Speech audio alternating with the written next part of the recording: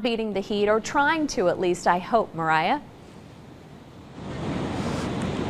Yeah, you know, Jamie, it's definitely hot out here on Tybee Island. I will say, though, the wind making it a little bit more tolerable, but there's still a lot of people out here enjoying the beach, braving the heat, so to speak. And the lifeguards tell me that the water today, 82 degrees. I don't even think that's cool enough to cool you off. But if you do plan on making your way out here over the next few days, you're definitely gonna want to bring your umbrella for some shade, a cooler full of ice and water. Now, Captain Matt Bowen with Tybee Beach Rescue says aside from those two things, the umbrella and the cooler with water, people need to also lather on that sunscreen. He says typically the UV index on Tybee is between very high to extreme. Today, it's in that extreme category. Now, Bowen says this means heat stroke and heat exhaustion become some of the most common calls they deal with.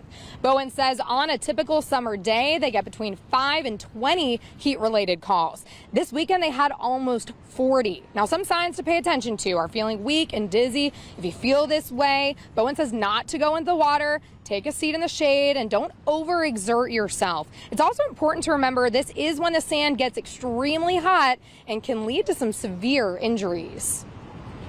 I've actually seen people get first and second degree burns on their feet from the sand, so definitely wear shoes until you reach the cooler sand where the water's recently been.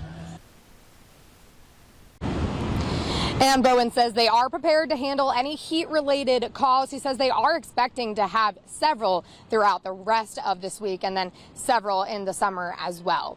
In Tybee Island, Mariah Conchito, WTOC News. And don't forget, you can stay up to date on